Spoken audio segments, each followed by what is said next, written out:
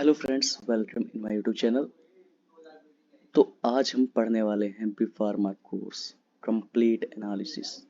सबसे बड़ा सवाल हमारा यही है, यार हम पास कैसे हों?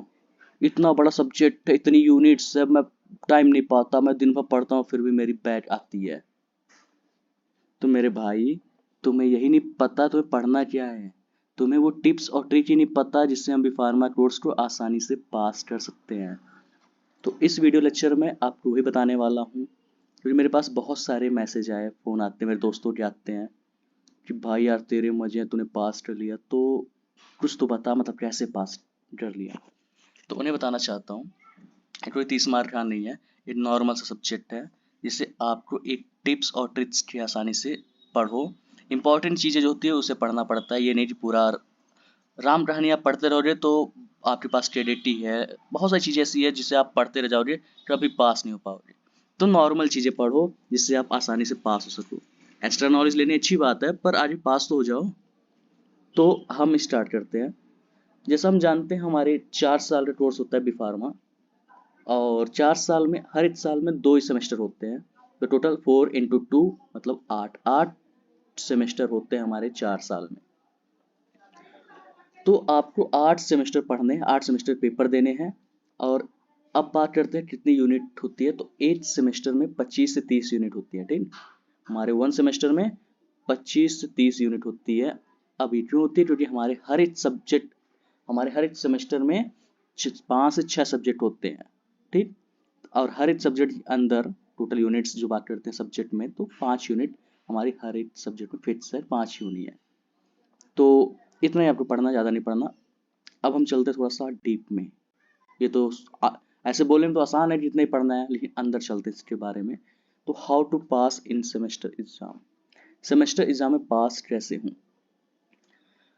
एट सेमेस्टर में 1 सेमेस्टर में हमारी 5 से 6 सब्जेक्ट होते हैं। एवरी सब्जेक्ट कंटेन 5 यूनिट, हर एक सब्जेक्ट में 5 यूनिट होती है। और एक खास बात क्या है पता है आपको? पता ही नहीं है। हर जितनी भी यूनिट होती हैं सारी यूनिट में हमारे 3 और 4 मेन इंपॉर्टेंट टॉपिक्स होते हैं सारी यूनिट में। सिर्फ 3 या 4 यूनिट टॉपिक्स ऐसे होते हैं जिसे हमें पढ़ना पड़ता है। और नॉर्मली आप समझो, एक राज की बात यह है कि सिर्फ यूनिट फर्स्ट पढ़ के आप आसानी से पास हो सकते हो। आपको पता है? नहीं पता होगा, क्योंकि आप अगर किसी भी सब्जेक्ट की यूनिट फर्स्ट पढ़ लिए तो आपको 20 से 23 मार्क्स आसानी से मिल जाएंगे, जो कि ओवरऑल आपका 30% अप्रॉक्स नंबर मिल सकता है आपको इससे, ठीक।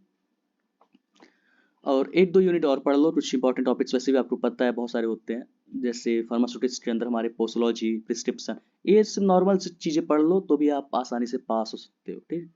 और हमें पास होने के लिए 30 number is sufficient to pass in exam के अंदर 30 नंबर ही पाना, क्योंकि 20 नंबर तो हमें इंटरनल मिल ही जाएगा, इतना तो मिलता ही होगा। अब बात करते हैं हम सब्जेक्ट कौन कौन से पढ़ने हैं, ठीक। Pharmaceutics, pharmacology, pharmaceutical chemistry, HAP, pharmacognosy, pharmaceutical analysis. Analysis सुटिक्स बहुत आसान है, कोलॉजी भी काफ़ी अच्छी है। केमिस्ट्री में थोड़ा सा इशू आता है भाई, मुझे भी आता था। केमिस्ट्री थोड़ी टफ है, उसको आप केमिकल रिएक्शंस को आप अभी से पढ़ना स्टार्ट कर दो तो आसान है। HAP तो आपने 12th में पढ़ा होगा, 10th में पढ़ा होगा, तो ये इशू नहीं है, ठीक। देन हम बात करते हैं इंपॉर्टेंट बुक। सबसे बड़ा सवाल, कौन सी किताबें पढ़ें हम। हमें पढ़ना, हमें सारी हमारे पास है, स्टैंडर्ड है, KDT, ये सब है, निराली भी है, PV है, ठाकुर है। पर पढ़ें क्या? सब पढ़ोगे तो पास नहीं हो पाओगे, क्योंकि सारे कंटेंट जो होते हैं वो चेंज होते हैं। तो मुझे लगता है, वैसे निराली भी अच्छी है, मैं किसी की बुराई नहीं कर रहा, लेकिन मुझे लगता है सबसे इम्पोर्टेंट है ठाकुर पब्लिकेशन। ये जो ठाकुर प्रसाद है ना हमारे, इनकी वजह से ही मैं आस पास हूँ, ठीक। इनके अंदर जो नोट्स टाइप के फॉर्मेट बनाते हैं, इनकी किताबें पढ़ोगे, इनकी बुक्स पढ़ोगे, उसमें सिर्फ नोट्स हैं। आपको जो इंपॉर्टेंट चीज़ चाहिए वो पढ़ लो। ये भी नहीं पूरा डिटेल में जाओ, ठाकुर भी बहुत डिटेल है, उसमें भी बहुत इंपॉर्टेंट अच्छी चीज़ें होती हैं। मैं अगले वीडियोस में इस टिप्स की हेल्प से ही वीडियो बनाऊंगा, आप आसानी से उसे देख के वो टॉपिक्स, इंपॉर्टेंट टॉपिक्स पढ़ लो। जो ना समझ में आए वो मुझे बताना।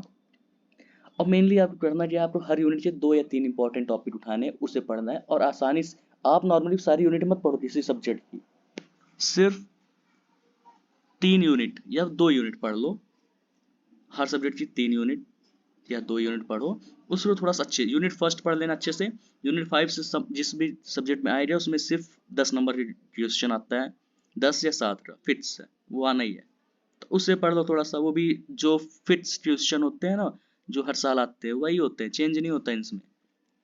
तो आसानी से पढ़ो, जो दिक्कत हो मुझे बताओ, मैं वीडियो लेक्चर बना के आपको उसे समझाऊंगा। ठीक, thanks for watching this video.